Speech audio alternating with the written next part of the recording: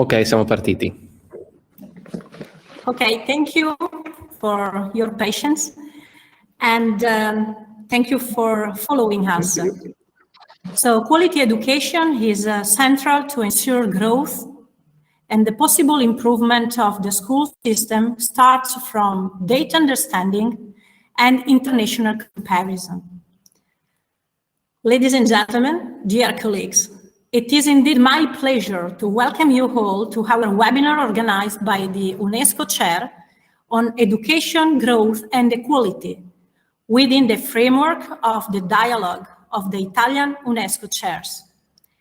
It's a huge project defined as a laboratory of ideas for the future, created by Angela Colonna and Anna Teresa Rondinella in October 2020. The basic idea states that an integrated thought, the commitment of whole, and a deeper perspective change are needed to achieve the objectives of sustainable development set by the United Nations agenda. So education, growth, and equality are the three keywords indicating the research, teaching, and dissemination actions carried out by our team in Ferrara during this first year of activity. In fact, the chair I have the honor to coordinate has been established about a year ago at the University of Ferrara, thanks to our shareholder, Professor Patrizio Bianchi, now our Italian Minister of Public Education. Today we'll discuss about quality education and its linkage with development, a concept articulated through the 17, 20, 30 United Nations goals. In creating the webinar, we focus not only on global number 4, quality education, but also on goals number 1, the end of poverty, and number 8, sustained, inclusive, and sustainable economic growth, full and productive employment, and decent work for all. We have an extraordinary opportunity to discover from 3 points of view today some of the most important insights in the current debate to determine the future of our education system. For this reason, let me express my thanks to Minister Bianchi, Mr. Sliker, and Ms. Al-Sahili for their participation. During last month in Italy, but around the world, we discussed a lot about upcoming of our schools, asking to ourselves about the system behind distance learning, called in Italy DAD. Among others, the key priorities seem to be addressed for 3 dimensions: personal relations, the environment, and the relationship with the local community. Therefore, it's my pleasure to leave the stage to our Minister, Professor Bianchi. Please. It's really a pleasure to be in this conference organized by the UNESCO Chair on Education, Growth and Equality. And let me thank you and Diana for the great job that you have done, for the great work that you have done in this period to launch this idea of quality education. As you know, we are working in this country, and we are working on this idea that we have to go out from this pandemic, not only reproducing the pre-existing condition, but working for a real reform of education system in this country. The recent data that we have published about the impact of pandemic are very clear, are very severe data, because they say that pandemic had an impact on the entire system, but it's very, very clear that the impact is much more severe in those areas that before the pandemic had problems. In the south, in the region of south, in the marginal areas, in the poor areas, there is a lot of difference in the class structures. The pandemic worked in sort of exasperation of the pre-existing inequalities. For that, I believe that the brand of our chair is very, very clear. Is education, growth, and equality. Education as the major engine for growth, but also the basic element for equality inside the society. And I believe that we must work on a new reform of Italian system, inside the European system, in order to generate the condition to have an education system able to support an acceleration in the growth context in the entire country, and but on the other side, on generating the condition of real equality inside the country. We have, as a legacy of the past, big differences between North and the South.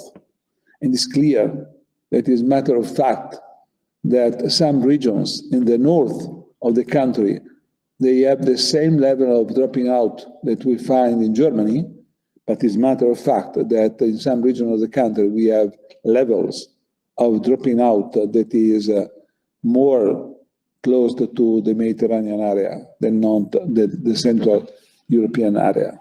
For this reason, I think that this set of reforms are crucial for not only for Italy, but for entire Europe. As you know, we are working on the recovery plan. The recovery plan focused for us 6 major reforms, and we are working now inside the European recovery plan to implement these 6 reforms. And 6 reforms are crucial. One is on the technical schools, one is on the training of the teachers, how can we employ the teachers, the organization of the entire system, the issue connected with the orientation of the students, and finally, the big issue of the organization, the entire system at national levels. Inside that, the reform of the contents. The reform of the contents that is an extremely important operation. But having the 2 elements that we are discussing. On one side, education as an instrument for accelerating growth in order to reach sustainable development goals.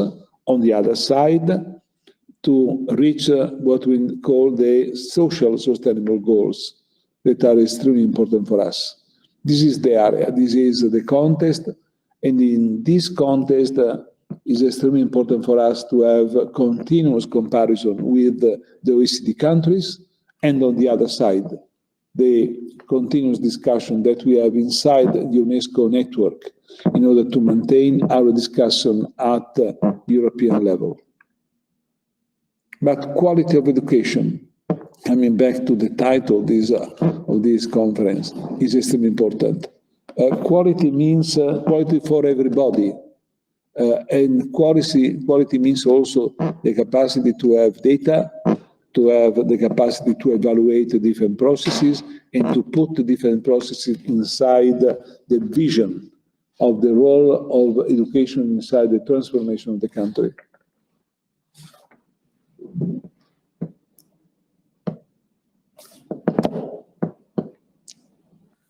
Carry on, go.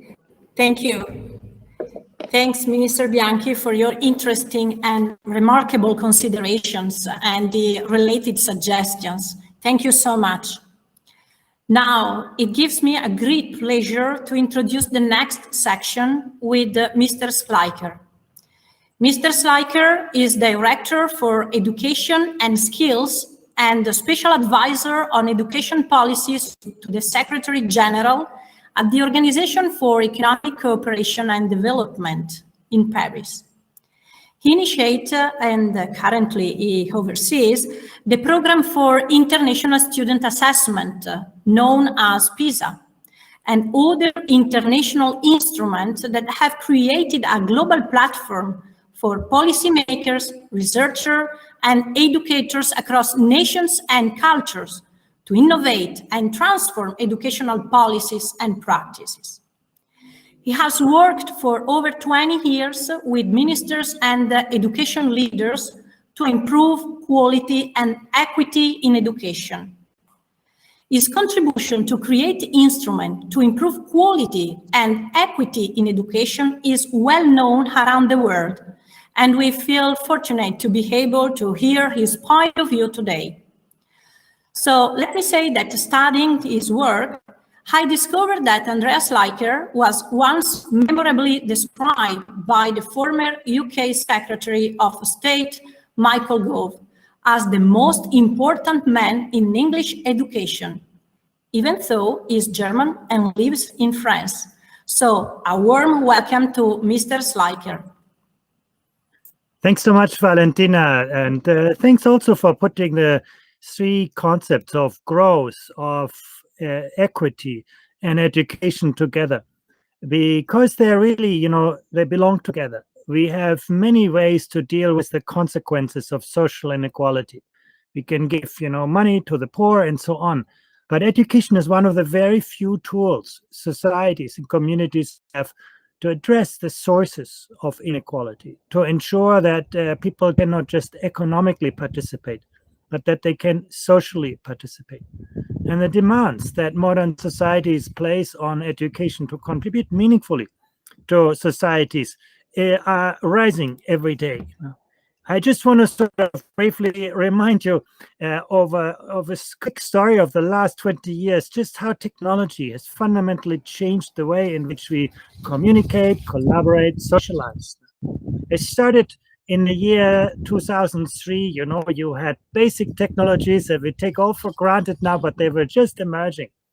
But what you can see is the capacity of young people to access, manage, integrate, evaluate information did not change very much in those years in the principal industrialized nations. Between 2000 and 2006, we didn't see much changes. But the construct of literacy changed. In the year 2000, literacy was mainly about reading linear texts. We read books. When we didn't know the answer to a question, we could look it up in an encyclopedia and trust the answer we find there to be true. Today, when you look up information on Google, you'll find 100,000 answers to your question, and nobody will tell you what is right and what is wrong, what is true and what is not true. Today, literacy is no longer about extracting knowledge. It's about constructing knowledge, making good and wise decisions. In 2006, there was the year before the iPhone was invented. Twitter was still a sound. Many of the technologies we take for granted began to emerge, but we did not see much, change in the quality of literacy skills. 2009, social media came into play. We became the authors of our own content. We relied less and less on newspapers and external. We rely more on what we get from our friends. And then 2012, robotics, cloud computing, biogenetics, big data, huge kind of changes in the world around us. 2015, 2018, artificial intelligence, pushing us to think much harder about what it means to be human. Our education systems had an easy time to educate second-class robots, people who are good at repeating what we have told them. But in this time of artificial intelligence, what makes us first-class humans? The kind of things that are easy to teach, easy to test, have also become easy to digitize, to automate. But what you can see here is that our education systems in the wealthiest countries in the world have barely seen any change. If you think about it, we have only about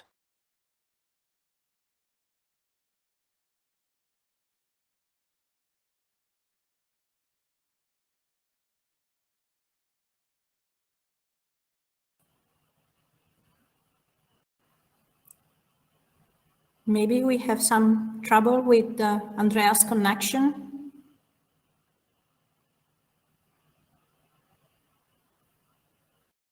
We are just trying to reconnect Andreas.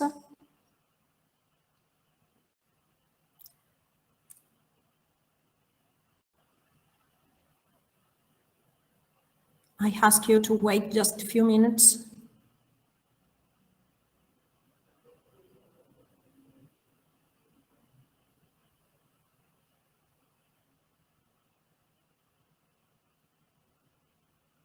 Yes, it seems that Andreas has some problem of his IT connection.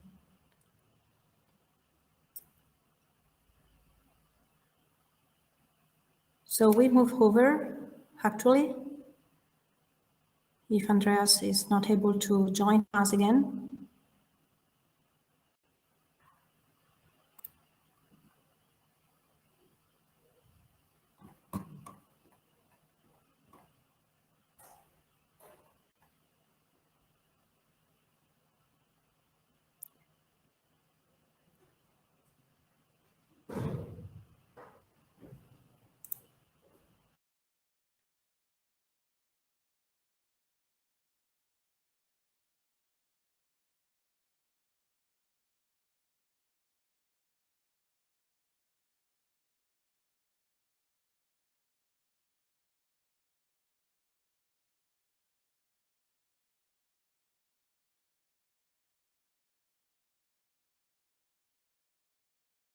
So we are trying to reconnect Andreas. In the meanwhile, I asked to Jana to take the stage. So I'm glad to leave the stage to Jana, one of our young researchers at the University of Ferrara within the context of the UNESCO Chair in Education, Growth and Equality. In fact, starting from the importance of the international comparison, Jana focuses her research activity on the relation between quality education and development, applying a particular point of view which drive her towards the comparison between Italy and her origin country, Lebanon. So, Jana, the stage is yours.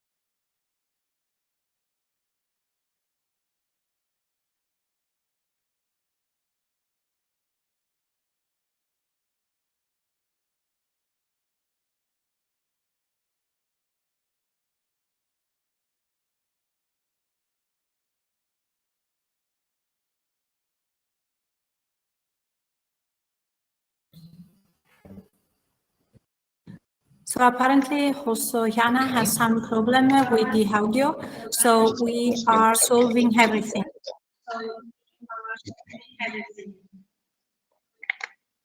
Okay.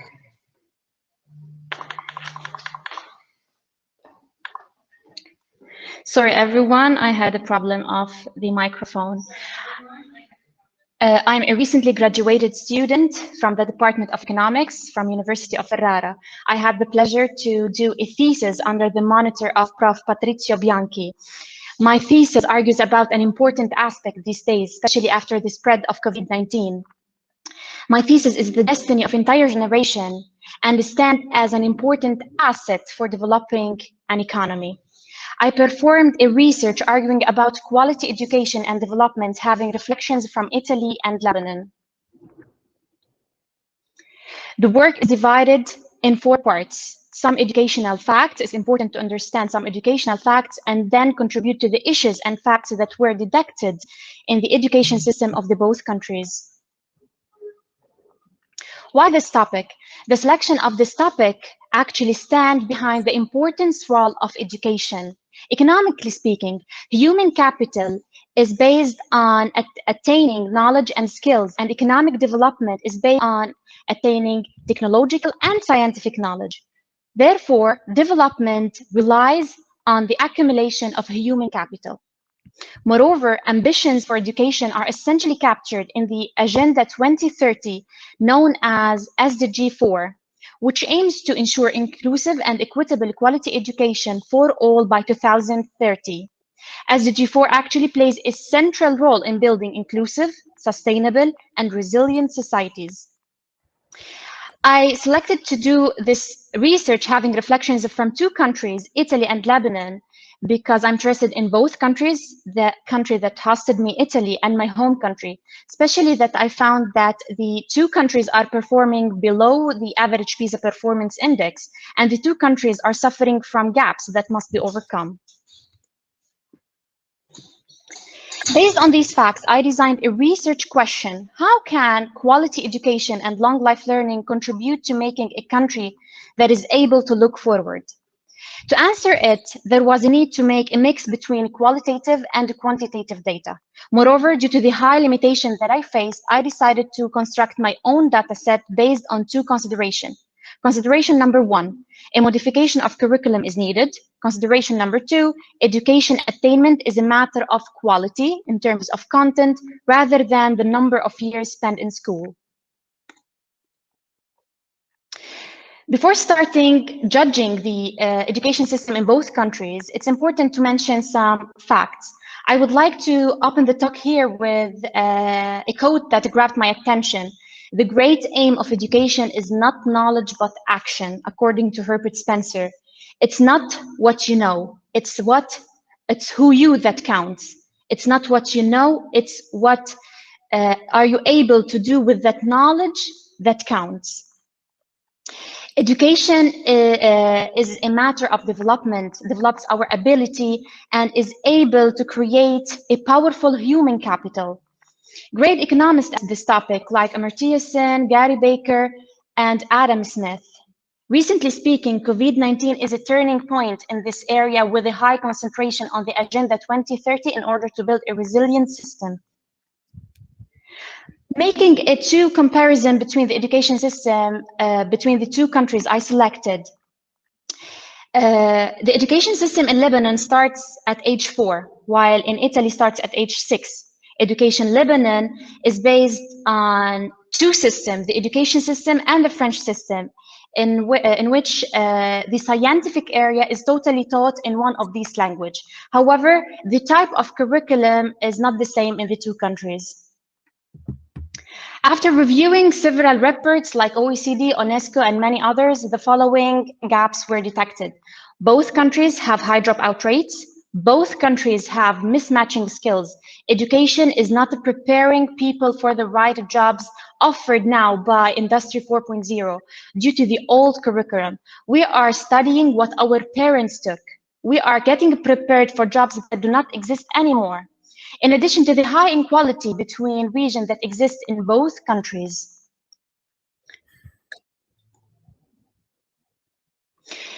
Detecting the SDG 4, referring to the 2020 annual report about the implementation of SDG, reached the conclusion that Italy is still not on track for SDG 4. There is a moderate increase, but significant challenges remain.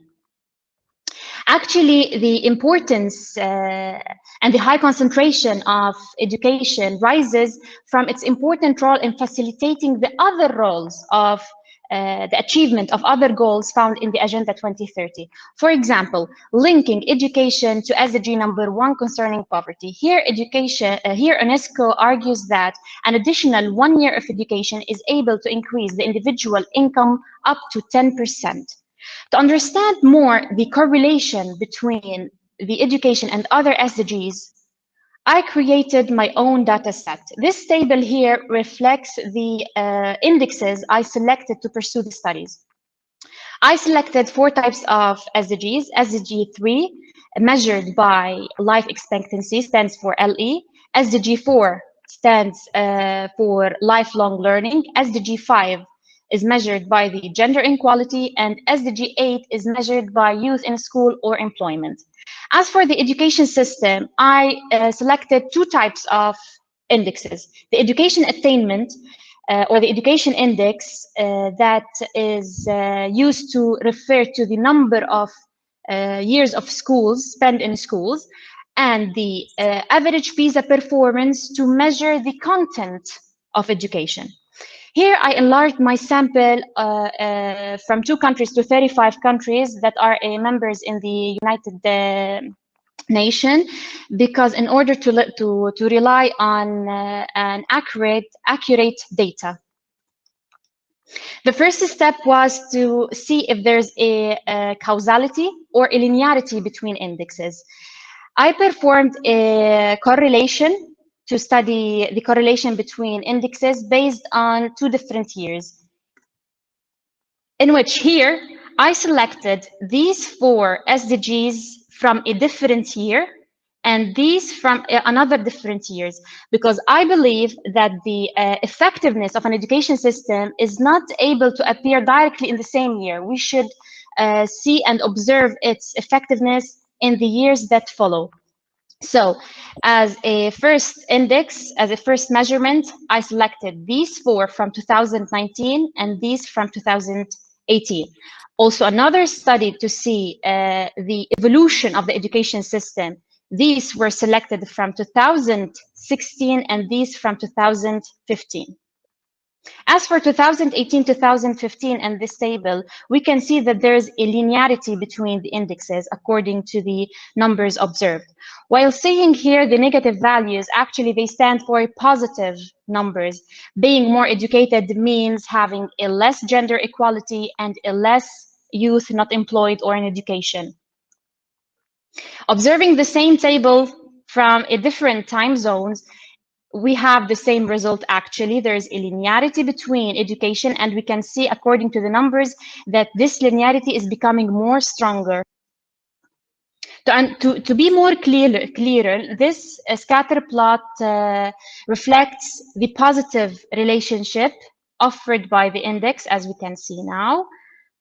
And for the gender equality and youth not employed or in education, it's decreasing, which in fact is a positive impact. As a second step, I performed a cluster analysis in order to see the grouping of the education as a comparison for Italy and Lebanon with other countries. In order to be more clear, I cut the cluster plot at 4 in order to have 4 groups. We can see that Italy is here. Here we have the Nordic countries. Italy is in with Spain, Germany, and France in this cluster. Lebanon and Macedonia here. Observing the same data from a different years, we can see that Italy is still here in the same cluster analysis, also the Nordic country. Only Macedonia, the stage of Macedonia changed. In order to deepen the analysis, I performed then analysis based on the average value for each cluster to create a grouping to understand what's the group these cluster with each others, which characteristics group these clusters with each other. I obtained 4 groups. Group number 1 stands for the best performance scenario. Group number 2 as the average performance scenario. Group number 3 improving, and group number 4 the worst. We have Italy is in number 1, and what's interesting is having Italy with many France and the Nordic country in the number 1, while Lebanon unfortunately stands in group number 4. And as for the previous years, Italy and Lebanon stayed in the same position. Only Macedonia, as I mentioned earlier, its position changed. Then, in order to work on the second consideration, whether education is a matter of content or years, there was a need to perform a simple linear regression analysis using the mathematical model y equal fxi. We obtained 4 models to study the effectiveness of EI as educational attainment, number of years spent in school, and PI, the performance index, as a matter of content in each SDG. In first model, we obtained that PI, which is the PISA performance, affects more the life expectancy index, observing having the higher R square. Also in the second model, testing the lifelong learning for the SDG 4, PI improved its powerful effectiveness more than EI, referring also to having a higher R square. As for the third and the fourth model, also here for the gender inequality and the youth not employed or in education, performance index referring to the PISA performance index observed its effectiveness better than the number of years spent in schools. Talking about Lebanon, the bad performance of Lebanon in this statistical data can be explained by the series of interconnected crises the country is suffering from, in addition to the high number of refugees. And then now COVID-19 came to worsen the situation. Now the academic year in Lebanon is almost over due to the inability for the country to continue switching to the e-learning because the country suffers from long power cuts, weak internet, and resorting to low technology. According to the dataset analysis performed, we can say that the 2 considerations were met. There is a need to change a curriculum, and education is a matter of content more than the number of years spent, in which, according to my cluster analysis, we observed Italy with Nordic countries and Germany and France. But when we observe the PISA performance index, we see that the performance of the countries vary. And this variation refers actually to the content and the quality of curriculum. Having an interest in the same field of research, I'm looking forward to collect more data to understand the situation or the reshaping of situation after the COVID-19, because I believe COVID-19 is a big turning point in the educational sector. And I have also a curiosity to collect more data analysis to enlarge my sample, being able to perform an analysis on the institutional level and a microeconomic level. Thank you. Thank you, Jana, for your interesting speech and your very, very interesting analysis. So now let me thank Andreas Schleicher, because he apparently fixed the IT problems, and more than happy to leave the stage to Andreas Schleicher. Thank you. Yes, my apologies. My internet connection is not very good today, but I hope it will work now. And actually, I don't know exactly where you lost me. I think it's probably was at the moment where I was talking about the relationship between the quantity and quality of education, something very similar to what you were just discussing. And what you can see here is that there is just enormous difference among countries in the time that students spend in school. That's the blue bar here, and even more so in the time that students spend learning out of school. You can see the United Arab Emirates, where students learn almost 60 hours per week. And you contrast that with Finland on the left side, where it's just a little bit more than 30 hours, 37 hours. Huge differences in the volume, the quantity of learning time. But when you look to productivity, the learning gains per hour of instruction, you can see actually in a country like Finland, students learn a lot in very little time. Whereas in the United Arab Emirates, students spend a lot of time to learn very little. So it's not so much the quantity of learning opportunity, it's really the quality of learning opportunity. And that often is very much linked also to inclusiveness of equity, where educators understand how different students learn differently and can engage with that diversity. Education just operates at a much better kind of speed now. And you can see also in the case of Italy, it's not so much the issue of learning time. Actually, schooling hours are quite extensive in Italy. School days are long. It's more about how do we use that precious student time to help students develop best. And actually, we talked a lot about academic outcomes. I want to look a little bit beyond academic outcomes. One thing that we measured in our recent PISA assessment is the growth mindset among young people. For the world in which we live today, it is so important that young people grow up with a mindset that, they own their success, that they can overcome difficulties, that, there is always a second answer if the first one doesn't work. And interestingly, you can see a very strong relationship between the two. You look at a country like Estonia, where students have a very strong developed growth mindset. It's also the OECD country with the highest performance on the PISA test. You contrast that with Indonesia, where students don't do well academically, but they also see that it's intelligence that drives their success, something that cannot change. So where education systems help young people to develop a strong growth mindset, actually, they tend to also do better. And in the time in which we live, the growth mindset is not just important for academic success, but in Italy is sort of in the middle. We can also see where students had more of a growth mindset. They were more motivated to master difficult tasks. They had a greater sense of self-efficacy. They were less afraid of failure. And once again, in the times in which we live, if you want young people to be creative, to be innovative, you have to give them opportunity to experiment, to try out things. And if they do that, they take risks. If they take risks, they make mistakes. If our education systems are not very good to help students learn from and with mistakes, probably young people will not become very creative. But interestingly, students with a growth mindset were also seeing greater value in the schooling experience. They didn't just go to school because they had to, but for them, it produced some meaning. So this growth mindset is a very, very important attribute of a 21st century school system. And why has this to do with inclusiveness? Actually, our research shows the growth mindset was particularly important for students from disadvantaged communities. Where students, come from disadvantaged communities, that growth mindset can be the key to overcome social disadvantage. Where students have a fixed mindset, social disadvantage often becomes destiny.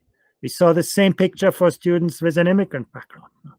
Someone coming from an immigrant background with a growth mindset will have a much greater chance to succeed than someone coming from an immigrant background with a fixed mindset.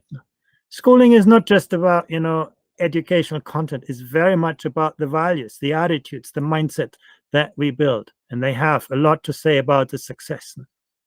Let me talk about, teacher enthusiasm. Now you think about, teachers need to know their subject, obviously. Very important for success. But our PISA data also show that teacher enthusiasm was one of the best predictors for the success of students on the assessment, particularly, again, for students from disadvantaged backgrounds. It's not just, what you say as a teacher. It's also about who you are and how you are with your students. Teacher professionalism, of course, has a lot to do with, your ownership of the subject that you teach. It has a lot to do with pedagogy, how you understand how different students learn differently. But it also has a lot to do with what you know about your students and the enthusiasm you bring for, your subject and your students with you. At least you can see that here from the data. But let me go even one step further. The students' life satisfaction.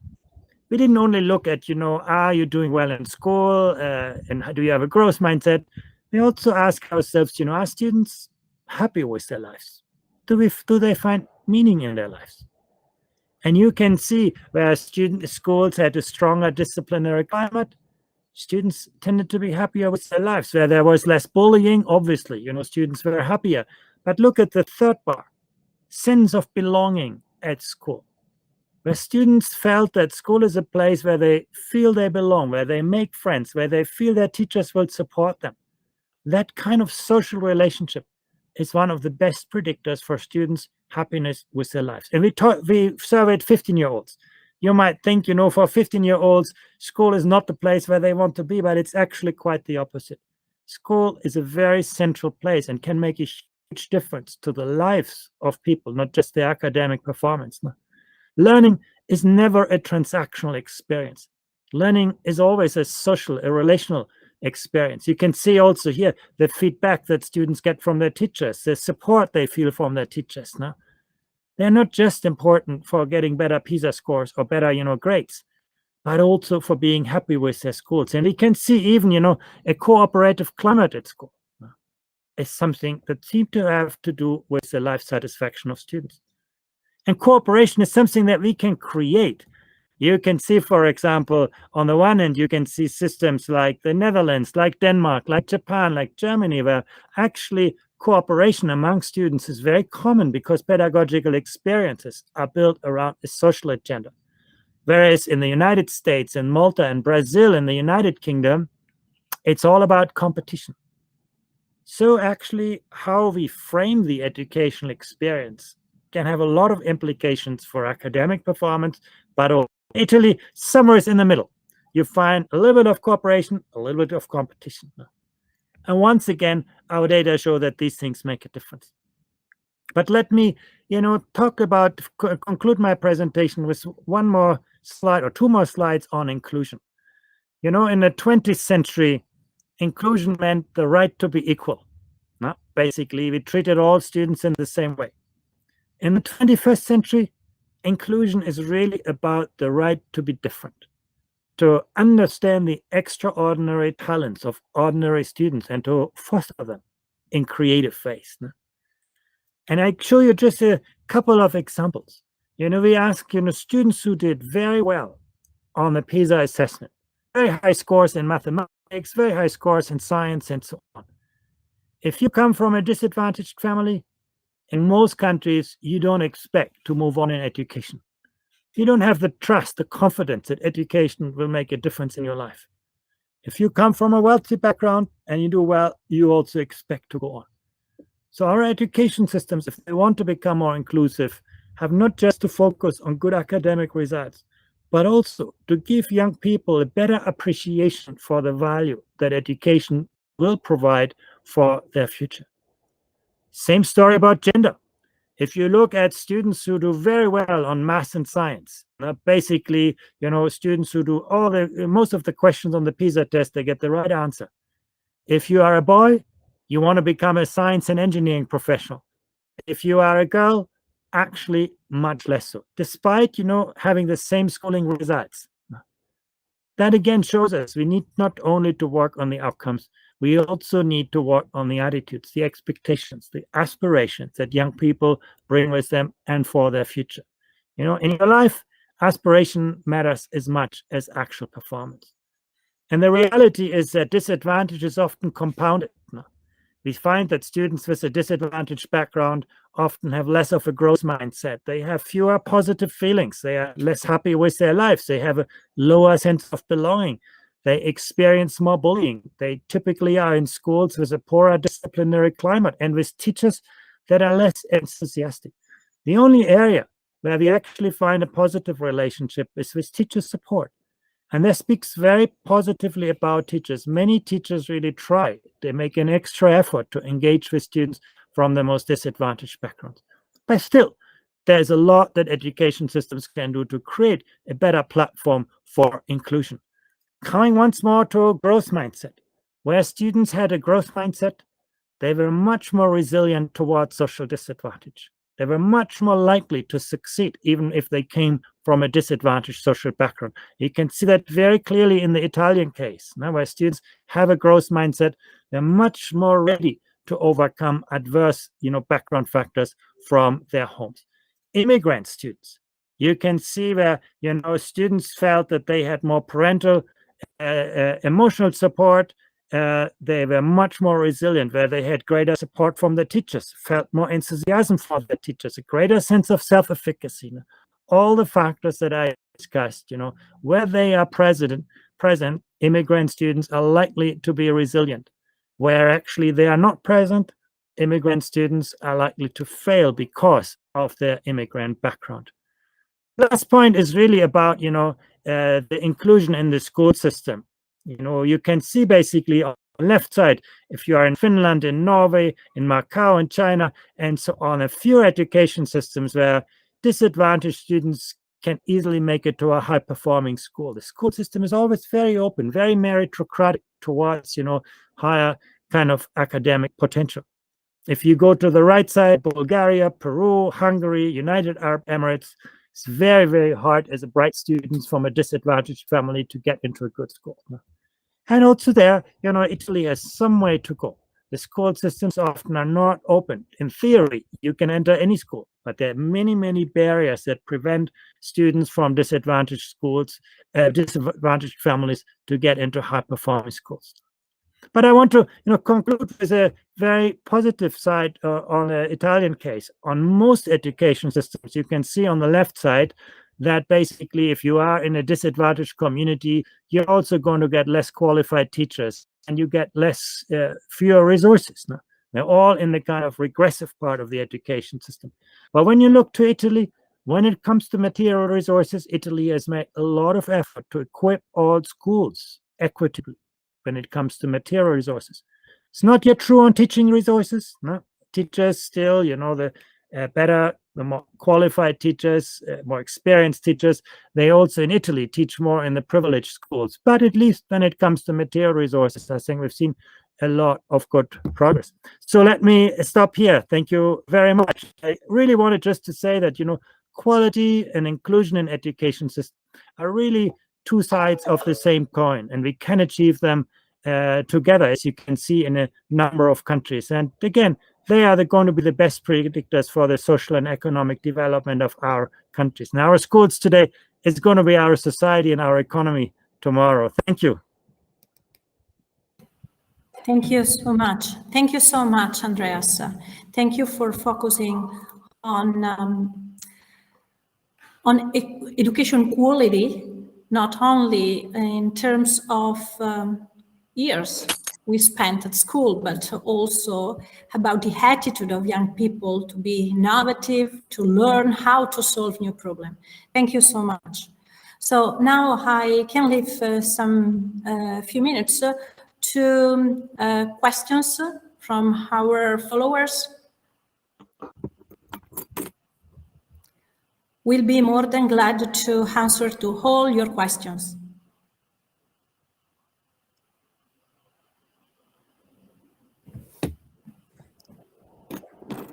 Do we have questions?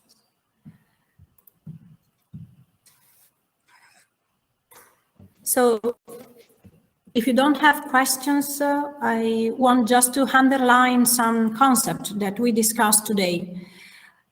Today, in fact, we think about the importance of education quality and the relation with the growth and development. And we follow 3 points of view, which highlights the importance of the efforts by the institutions to go over the negative effects created, or better highlights, by the pandemic. Minister Bianchi cited the territorial differences in Italy and the necessity to go behind the local difficulties. From the research point of view, it is clear the importance of data and the comparison. And finally, using the OECD point of view, we focused on growth mindset, teacher enthusiasm, student life satisfaction. And it seems that all those aspects can play an important role in designing a new education system. So we need to think about education not only as an action, but also as a place in which social implications are very important.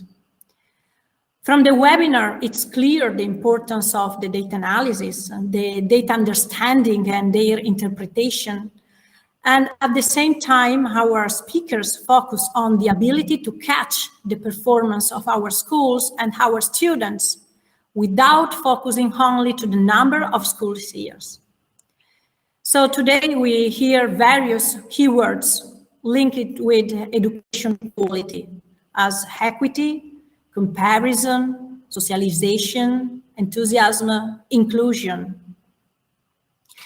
Thinking about the strategy we applied to design the webinar, let me say that for sure dialogue are central, where dialogue must involve institutions at different levels, special advisors, and researchers. So within this strategy, the UNESCO chair may have an important role to play, and we are here to be part of the game actually. So I want to leave some moments to Jana or Andreas if they want to underline some concept, or Minister Bianchi if they want to underline concept we discussed within the webinar. Otherwise, I'm really glad to be part of that meeting today. And I want to thank all our followers. Among the followers, I want to thank particularly Sibulela Mandela, is the nephew of Nelson Mandela, and is a very active human rights activist that support our research and appreciate our program. So thank you so much, Sibulela. Thank you to all our followers, and see you for the next webinar organized by the Dialogue of the UNESCO Chair. Thank you so much. Thank you.